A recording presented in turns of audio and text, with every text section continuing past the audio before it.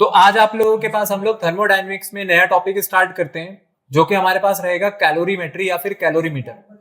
अगर मैं बोलूं तो आपके पास ये जो टॉपिक रहता है ये इस नाम से रहता है, जिसका नाम होता है measurement of delta U and delta H. आपके बुक्स में जो टॉपिक है एनसीईआरटी की अगर बात करी जाएगी तो ये टॉपिक आता है under the section of delta U and delta H. ठीक है, कि हम लोग कैसे change in internal energy and change in enthalpy को कैलकुलेट करते हैं। तो उसके लिए कैलोरीमीटर जो है उसका सहारा लिया जाता है।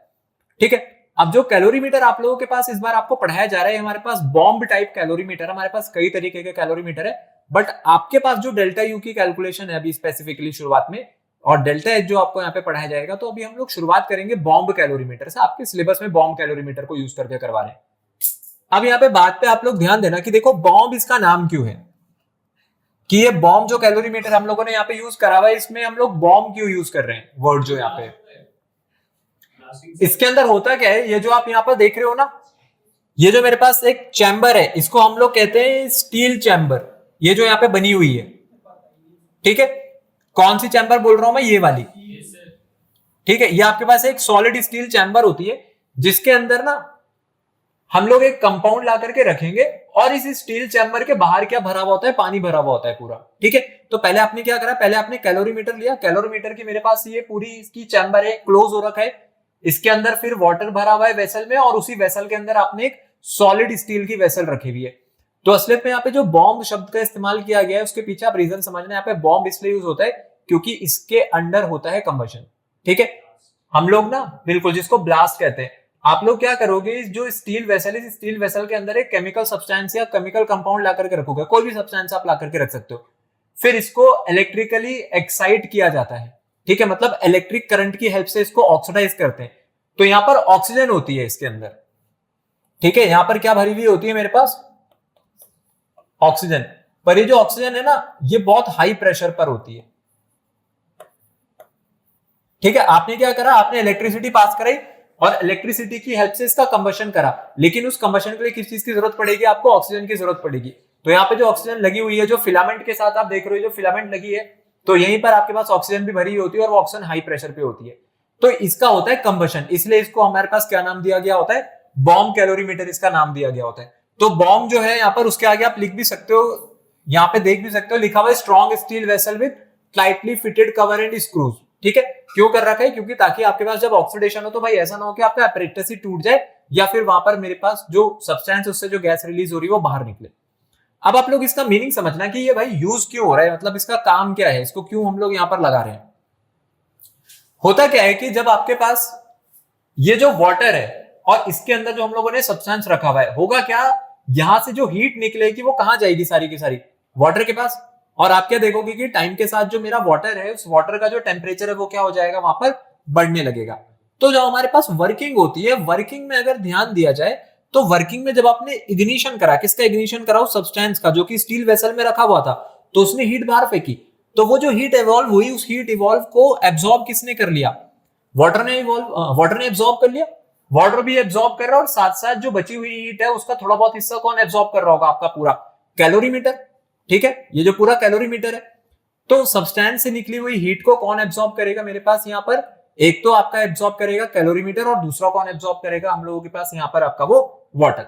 ठीक है, तो जितनी भी हीट यहां से बाहर निकली सब्सटेंस से, वो दो हिस्सों में बढ़ गई। और वो दो हिस्से कौन से थे, कुछ पोर्शन तो हीट का किसने एब्जॉर्ब करा, वाटर ने, और कुछ पोर्शन हीट का किसने एब्जॉर्ब कर लिया, आपके कैलोरीमीटर ने।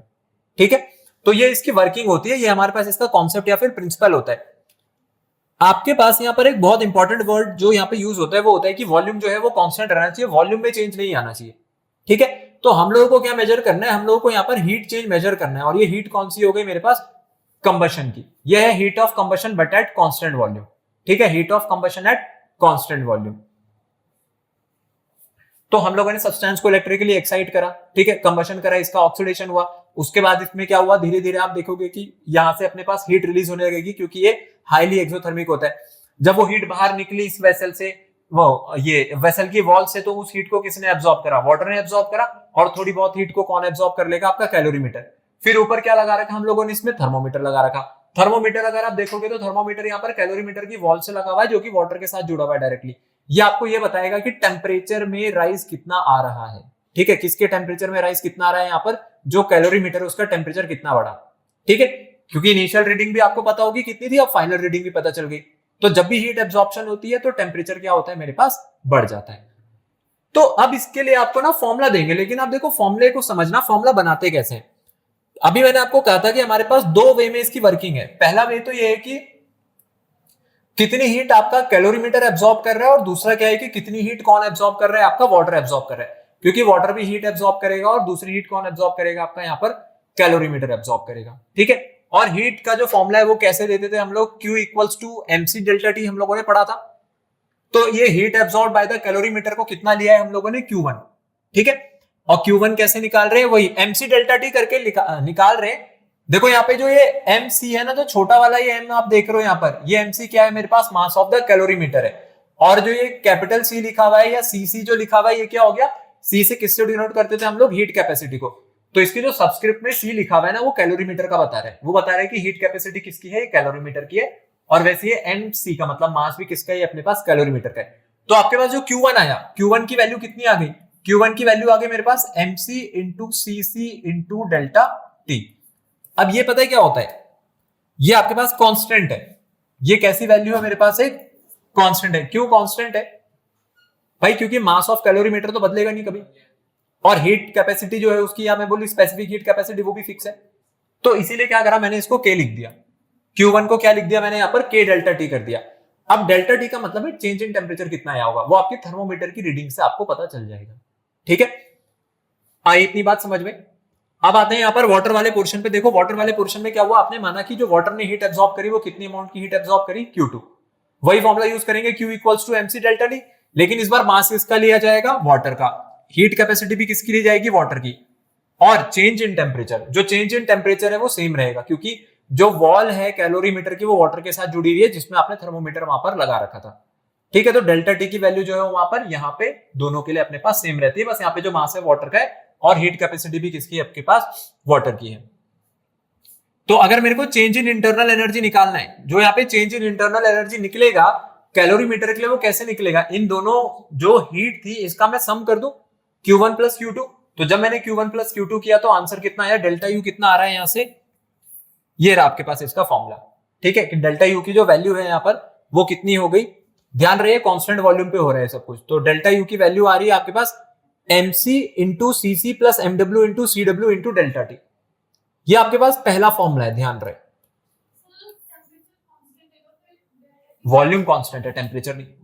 वॉल्यूम कांस्टेंट है, टेम्परेचर चेंज होगा। ठीक है, वॉल्यूम कांस्टेंट है। तो ये आपके पास पहला फॉर्मूला है जो आपको यहाँ पर अभी बताया जा रहा है, क्योंकि भाई बेसिक फंक्शन बताना था इसलिए आपको ये पढ़ाया गया है। अब मैं आपको वो फॉर्मूला बताता हूं जो हमारे काम आएगा, जिसके ऊपर आपके पास न्यूमेरिकल पूछे जाते हैं। ठीक है, जहां से सीधा सीधा आपसे न्यूमेरिकल होगा। तो पहले ये चीज आई समझ में कि क्या कर रहे हैं यहाँ पे, अगर मेरे से एंथैल्पी ऑफ कंबशन निकलवाएंगे ना कांस्टेंट प्रेशर पे, तो उसके लिए फिर आप ये वाली इक्वेशन यूज करना। आपको भी पता होगा delta H equals to delta U plus delta NGRT, इसका हम लोगों ने डेरिवेशन भी किया था। अगर कांस्टेंट प्रेशर पे होता तो जो इंथैल्पी चेंज है, डेल्टा H का मतलब क्या हो गया, enthalpy change at constant pressure. क्या फॉर्मूला लग रहा है, delta U plus delta NGRT। तो डेल्टा U यहां पर बता रहा है आपके पास किसका, ये कैलोरीमेट्री का है। C का मतलब है कैलोरीमीटर का एनर्जी चेंज है, इंटरनल एनर्जी चेंज। और वॉल्यूम का मतलब है कि यहां पर हम लोगों ने वॉल्यूम क्या रखा हुआ था, कांस्टेंट रखा हुआ था। यह भी पहला फॉर्मूला है। ठीक है, ये पहला फॉर्मूला है।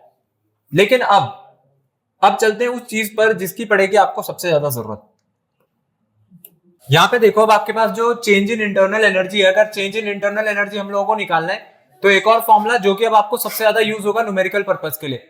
ठीक है, तो चेंज इन इंटरनल एनर्जी के लिए क्या फॉर्मूला रहता है हमारे पास, चेंज इन इंटरनल एनर्जी के लिए फॉर्मूला जो रहता है, सबसे पहले तो बताएंगे इंटरनल एनर्जी का चेंज कैसे डिनोट करेंगे, डेल्टा U से। तो delta U is equals to Q into delta T into M by M। ठीक है, ये फॉर्मूला है वो फॉर्मूला जो कि आपके न्यूमेरिकल पर्पस में यूज होगा। अगर मैं बोलूं तो ज्यादातर जगह यही लग रहा होगा, ये जो फॉर्मूला नंबर 2 हम लोग यहाँ पे पढ़ रहे हैं, Q delta T M by M। अब बड़ी बात क्या है कि चलो Q तो आपको पता है कि Q मेरे पास क्या है, ये अमाउंट ऑफ हीट है जो कि क्या हुई होगी मेरे पास, रिलीज करी होगी उस सब्सटेंस ने। ठीक है, जिसकी वजह से इंटरनल एनर्जी में अपने पास चेंज आया है, क्योंकि यही जो अमाउंट ऑफ हीट यहाँ पे रिलीज हुई है दो टुकड़ों में बढ़ गई थी। कुछ हिस्सा कैलोरीमीटर ने एब्जॉर्ब करा था, कुछ वाटर ने एब्जॉर्ब करा था। अब जो यहाँ पे कैपिटल M और स्मॉल m है, इसका मतलब क्या है, आपने जो भी सब्सटेंस लिया होगा जिसका आपको कंबशन कराना है उसका आपको मास तो पता ही होगा ना। तो यहाँ पे जो कैपिटल M है ना, कैपिटल M होता है मोलर मास। ये है आपके पास molar mass of substance taken, जो कि उस स्टील वेसल में डाला जाएगा। फिर उसके बाद यहाँ पे जो स्मॉल एम है, ये स्मॉल एम होता है आपके पास मास ऑफ सब्सटेंस, मतलब आपने कितना मास उस समय उसका लिया था। ठीक है, जैसे कि एग्जांपल के लिए अगर मैं आपको बोलूं कि आप सोच सकते हो कि हो सकता है एथेनॉल डाला जाए, तो अब एथेनॉल का मोलर मास तो फिक्स है, तो एथेनॉल का मोलर मास फिक्स होने का मतलब है कैपिटल एम की वैल्यू तो आपको हमेशा पता होगी। अब स्मॉल एम क्या है कि मैं कितना एथेनॉल ले रहा हूं, मैं 12 ग्राम ले रहा हूं, 14, 15, 20, 50, जितना भी मैं लेना चाहूं। तो कैपिटल एम होता है यहाँ पर molar mass of the substance, और स्मॉल एम क्या होता है आपके पास मास ऑफ सब्सटेंस टेकन, या फिर given mass of the substance, जैसे कि नंबर ऑफ मोल्स के फॉर्मूले में होता था given mass upon molar mass. ठीक है, इतनी चीज आई यहाँ पर आपको समझ में, ये जो अभी हम लोगों ने यहाँ पर देखा है। सेकंड पोर्शन पर आ जाते हैं अब, जो कि रहेगा आपके पास measurement of delta H. Delta H का मतलब हो गया आपके पास जो इंथैल्पी चेंज। अब इंथैल्पी चेंज कैसे कैलकुलेट होगा उसको देखते हैं। देखो, अगर इंथैल्पी चेंज की बात करी जाएगी तो इंथैल्पी चेंज अगर हम लोगों को यहाँ पे निकालना है, तो इस बार जो आपके पास कैलोरीमीटर है, वो कैलोरीमीटर हम लोगों ने बॉम्ब कैलोरीमीटर नहीं लगाया हुआ है। इस कैलोरीमीटर को अगर हम लोग देखें तो इसको हम लोग कहते हैं कॉफी कप। क्या कहते हैं हम लोग इसको? Coffee cup. ये आपके पास कॉफी कप जैसे ही दिख रहे होते हैं ना, हमारे पास कॉफी होती है, फिर उसके ऊपर आपने देखा होगा कि वहां पर वो रैप लगा हुआ होता है, ठीक है, जिसमें से आपकी वो स्ट्रॉ जा रही होती है। ये एग्जैक्टली कॉफी कप जैसा दिख रहा है, ठीक है। बट यहाँ पर जो स्ट्रॉ है, वो स्ट्रॉ कौन सी है? मेरे पास थर्मोमीटर है और एक स्टिरर है। स्टिरर मतलब जिससे घोलेंगे। तो यहाँ पर क्या करते हैं, यहाँ पर ना आपका जो रिएक्शन मिक्सचर है वो पूरा का पूरा वाटर में होता है। ये इसके अंदर पूरा पानी भरा हुआ है अपने पास, ठीक है, और इसी के अंदर मैं वो सब्सटेंस को जो है डालूंगा। तो कंस्ट्रक्शन में अगर देखें तो इस बार हम लोगों ने क्या करा है, थर्मोकोल यूज करा है या स्टायरोफोम यूज करा है। ये जो आप यहाँ पर देख रहे हो ना, ये वाला जो पोर्शन है जो पूरा बना हुआ है, ये जिससे ये, ठीक है, ये पूरी थर्मोकोल से बनी हुई है, स्टायरोफोम से बनी हुई है। इस बार आपने कोई पिछली बार की तरह स्टील वेसल नहीं लगाई हुई और बाहर से कोई इलेक्ट्रिक करंट भी नहीं देना है।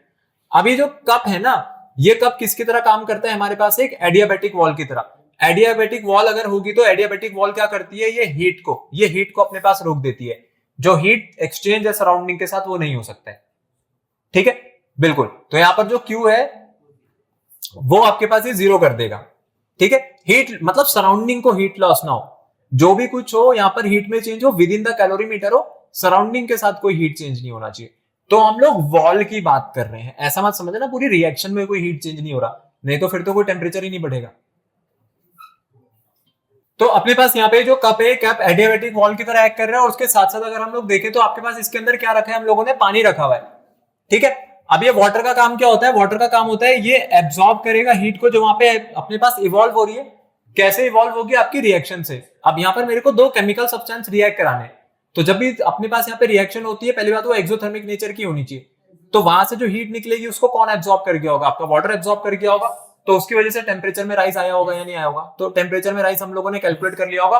तो असलियत में यहाँ पे जो थर्मोमीटर होता है, ये थर्मोमीटर का काम क्या होता है? थर्मोमीटर का काम होता है यहाँ पे डेल्टा टी को कैलकुलेट करने का, कि भाई चेंज इन टेम्परेचर मेरे पास कितना आ रहा है, कि पहले टेम्परेचर कितना था और अब टेम्परेचर कितना हो गया है, मतलब बाद में टेम्परेचर कितना हो गया है।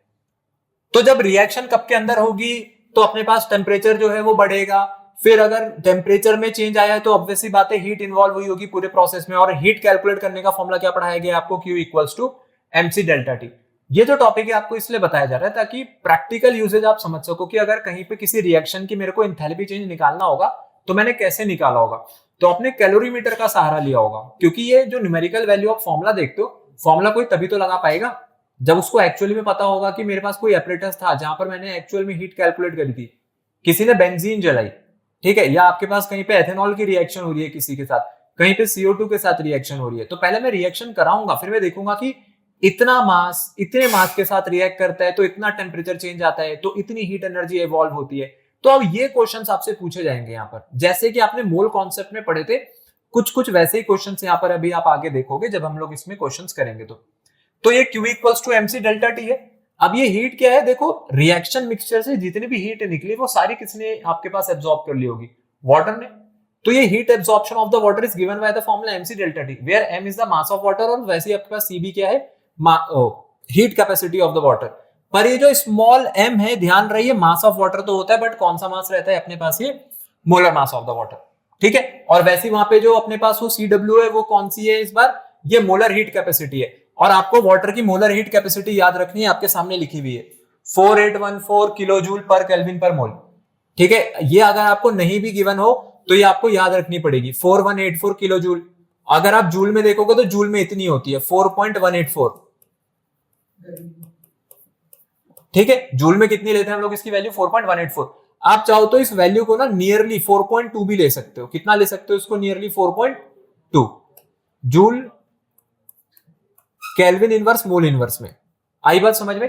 तो इतना भी ले सकते हैं न्यूमेरिकल पर्पस को सॉल्व करने के लिए। बट अगर आपसे एग्जैक्ट पूछा जाएगा तो एग्जैक्ट वैल्यू ये है 4.184 या फिर 4.2। ये पता है आपको क्या बता रहे हैं? कोई मेरे को बताएगा इसका मीनिंग क्या था? इसका मीनिंग ये है कि अगर आप 1 मोल पानी लाए हो 1 मोल वाटर में, अगर आपको 1 मोल वाटर में 1 केल्विन का चेंज लाना है तो उसके लिए कितनी एनर्जी उसको एब्जॉर्ब कराएंगे? वो 4.2 जूल। तो 4.2 जूल पर केल्विन, मतलब 1 केल्विन टेम्परेचर राइज के लिए पर मोल ऑफ द वाटर। और अगर वाटर 1 मोल है तो उसका मास भी आपको पता होगा कि 1 मोल वाटर का मास कितना होता है। कितना होता है वाटर में? मोलर मास कितना होता है वाटर का?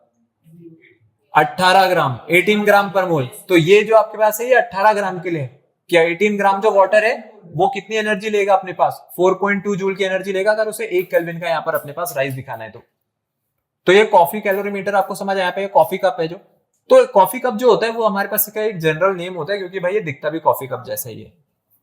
तो अभी हम लोग जो कैलोरीमीटर पढ़ करके आ रहे हैं उसी के बेसिस पे आपके पास एक क्वेश्चन है। आप लोगों ने कैलोरीमीटर का जो कॉन्सेप्ट पढ़ा है, अब जरा आप लोग यहाँ पे ध्यान देना इस पहले क्वेश्चन पर। ठीक है, इस क्वेश्चन में क्या पूछा हुआ है? इस क्वेश्चन में कह रहे हैं कि 1 ग्राम ग्रेफाइट को जलाया जाएगा किसी बॉम्ब कैलोरीमीटर में और एक्सेस ऑफ ऑक्सीजन पे, और कितने डिग्री पर हुआ है पूरा प्रोसेस अपने पास? 298 केल्विन पर, और 1 एटमॉस्फेरिक प्रेशर था।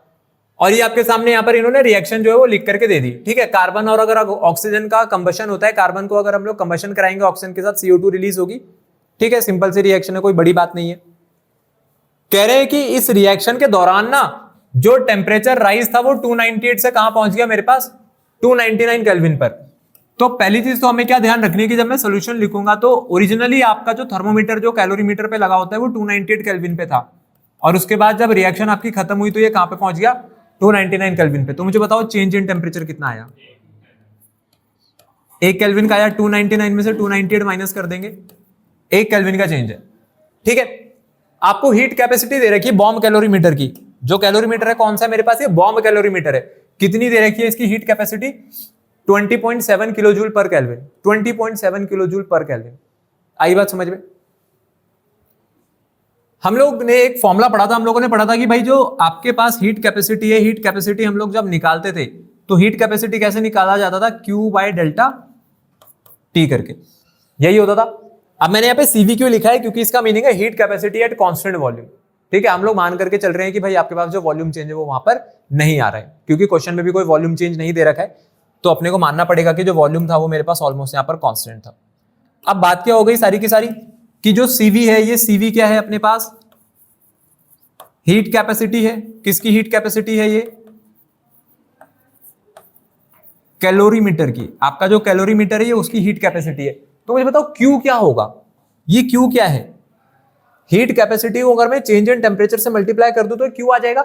इसका मतलब ये वो हीट है जो आपका कैलोरीमीटर क्या करेगा मेरे पास यहाँ पर? एब्जॉर्ब करेगा, क्योंकि भाई जब कंबशन हुआ होगा जो हीट निकली होगी वो किसने एब्जॉर्ब करी होगी? कैलोरीमीटर ने। और हर एक सब्सटेंस की अपनी एक क्षमता होती है हीट को एब्जॉर्ब करने की, जिसको हम लोग किससे डिनोट करते हैं? हीट कैपेसिटी से। इसलिए इसका नाम ही हीट कैपेसिटी होता है। तो ये जो हीट कैपेसिटी है और ये जो Q है, ये Q क्या है मेरे पास? ये है आपके पास amount of heat absorbed by calorimeter. ठीक है, और कितने डिग्री का चेंज आया यहां पर टेम्परेचर में? आपके सिर्फ 1 डिग्री का। तो भाई सिंपल सी बात है कि Q कैसे निकल जाएगा? CV∆T करके। क्या हम लोगों को CV दे रखा है क्या? कितनी है बॉम्ब कैलोरीमीटर की हीट कैपेसिटी? ये जो आप देख रहे हो ये किसकी वैल्यू हो गई? ये CV की वैल्यू है 20.7। तो 20.7 है मल्टीप्लाइड बाय 1, तो ये आंसर कितना आ गया मेरे पास? 20.7 किलो जूल। ठीक है, अब किलो जूल में क्यों आया है? क्योंकि भाई आपने उसको किलो जूल पर केल्विन का ले रखा है। तो ये आंसर भी मेरे पास अभी जो Q की वैल्यू आई है किस में आएगी? अपने पास यहाँ पे किलो जूल में आएगी। ठीक है, पहली चीज यहाँ पर आई समझ में क्या हुआ। अब क्वेश्चन में आगे बढ़ते हैं। इन्होंने क्या बोला? इन्होंने कहा कि ये मेरे पास जो रिएक्शन 298 से 299 केल्विन चला गया था, इस समय आपने 1 ग्राम ग्रेफाइट बर्न करा था। कितना ग्रेफाइट बर्न कर रहे हैं हम लोग इसमें? सिर्फ 1 ग्राम ग्रेफाइट बर्न कर रहे हैं।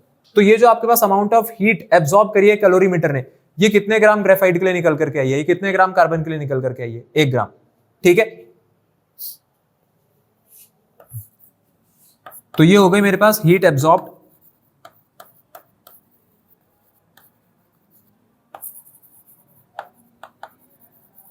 Bye calorimeter for 1 gram graphite. ठीक है, 1 ग्राम ग्रेफाइट क्यों? क्योंकि भाई आपका ये जो क्वेश्चन है, क्वेश्चन में उन्होंने कह रखा था कि मैं 1 ग्राम ग्रेफाइट जब जला रहा हूं तो ये चीजें हो रही हैं, लेकिन क्वेश्चन में पता है उन्होंने पूछा क्या है, वो कह रहे हैं कि हमें बताओ इंथैल्पी चेंज कितना होगा इस रिएक्शन का अगर ये रिएक्शन 298 केल्विन पर होती और प्रेशर कितना होता मेरे पास 1 atm प्रेशर। इस क्वेश्चन में जो आपसे इंथैल्पी चेंज पूछा है ना इस रिएक्शन के लिए, कह रहे उस समय टेम्परेचर 298 केल्विन हो गया और आपके पास जो प्रेशर है 1 atm हो गया। तो प्रेशर और जो आपके पास टेम्परेचर है इन्होंने ये दोनों कांस्टेंट कर दिया। आप लोग ये बात समझो, प्रेशर और टेम्परेचर कैसे हो गए मेरे पास, कांस्टेंट हो गए, तो आपसे एंथैल्पी चेंज नपवा रहे हैं यहाँ पे। तो अब ऑब्वियसली बात है डेल्टा टी की तो कोई वैल्यू आएगी नहीं यहाँ पे, डेल्टा टी भी नहीं होगा, चेंज इन प्रेशर भी नहीं है। तो ये जो अमाउंट ऑफ हीट रिलीज हुई है 20.7 किलो जूल, ये कब रिलीज हो रही है? जब 1 ग्राम ग्रेफाइट जल रहा है। ठीक है, और अगर यहां पर देखा जाएगा जो आपकी नॉर्मली जो रिएक्शन है, अब ये जो नॉर्मली रिएक्शन जब मेरे पास होगी 298 केल्विन पर, तो यहां पर आपका जो कार्बन है जब ये जलेगा तो ये कितना जलेगा? अपने मोलर मास के बराबर 25 डिग्री सेल्सियस पर हो रहा है रिएक्शन। टेम्परेचर अगर 298 केल्विन है तो 298 केल्विन का मतलब है कितना डिग्री सेल्सियस होता है? 25 डिग्री सेल्सियस। कोई मेरे को बताएगा आयुपेसी ने रूम टेम्परेचर कितना डिग्री बोला होता है? क्या 298 केल्विन का टेम्परेचर हमारे पास है, इसको हम अगर देखें तो ये 25 डिग्री सेल्सियस हो रहा है। ठीक है, इसको हम लोग कहते हैं रूम टेम्परेचर। जब भी आपके पास कोई गैस अगर रूम टेम्परेचर पे ली गई है तो वो 24 लीटर का वॉल्यूम बनाती है। ठीक है, ध्यान रहे मैं 22.4 नहीं बोल रहा हूं, क्योंकि 22.4 कहां पर होता है हमारे पास? एसटीपी पर होता है। रूम टेम्परेचर पर लगभग 24 लीटर होता है, आप 24 डेसीमीटर क्यूब कह दो। बट बात यह है कि इसको ना मोलर वॉल्यूम कहते हैं। मोलर वॉल्यूम का मतलब है कि वो जो गैस है वो 1 मोल ली गई होगी। तो ये जो कंडीशन आपको दे रखी है, ये कंडीशन आपको ये बता रही है कि जो कार्बन जलाना है, मेरे को कितना कार्बन जलाना है रूम टेम्परेचर पर। रूम टेम्परेचर अब आपके पास जो कार्बन जलेगा वो कितना जलेगा? 1 मोल कार्बन जलेगा, क्योंकि जब रूम टेम्परेचर पर कैलकुलेशंस होती हैं जो चीजें जो है वो अपने पास मोलर में पहुंच जाती हैं। ठीक है, मॉलिक्यूलर मास के बराबर जलेगा, मोलर मास के बराबर जलेगा। ठीक है, तो 1 मोल यूज कर रहे हैं हम लोगों ने। तो 1 ग्राम ग्रेफाइट जो था, जब वो 1 ग्राम ग्रेफाइट जला तो कितनी हीट रिलीज करी उसने? 20.7 किलो जूल। ठीक है, तो देयरफॉर जब 12 ग्राम जलेगा तो 12 ग्राम ग्रेफाइट, ध्यान रहे ग्रेफाइट का कोई फॉर्मूला नहीं होता है, ग्रेफाइट कार्बन ही है। मैंने 1 ग्राम, ये 12 ग्राम क्यों लिया? 12 ग्राम क्यों लिया है? क्या रीजन इसके पीछे? ये मोलर मास है। किसका मोलर मास है? ये कार्बन का मोलर मास है। अगर आप रूम टेम्परेचर पे कैलकुलेशन कर रहे हो तो 1 मोल कार्बन रही होगी वहां पर। ठीक है, ये जो कार्बन है वहां पे कितनी है मेरे पास? ये 1 मोल है। आई बात समझ में? तो 12 ग्राम ग्रेफाइट पे कितना निकल करके आ गया? 20.7 इंटू 12। कितना आंसर आ रहा है इसका हमारे पास?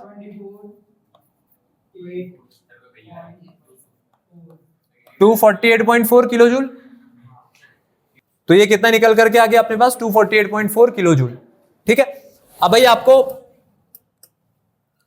ये जो वैल्यू यहां पर दी गई है, अगर आप देखोगे तो आपसे क्या पूछा था इन्होंने? Enthalpy change. अब इंथैल्पी चेंज मतलब इंथैल्पी को किससे डिनोट करते हैं हम लोग? डेल्टा एच से। तो ऑब्वियसली बात है कि इंथैल्पी चेंज अगर मेरे को यहां पर निकालना है, ये वो हीट है जो सिस्टम ने क्या करी होगी अपने पास? रिलीज करी है। ठीक है, क्योंकि भाई ये जल रहा है तो heat absorb by the system. अगर सिस्टम हीट एब्जॉर्ब करता है तो पॉजिटिव लेते थे या नेगेटिव लेते थे? क्या होता था आपके पास? Heat absorb by the system.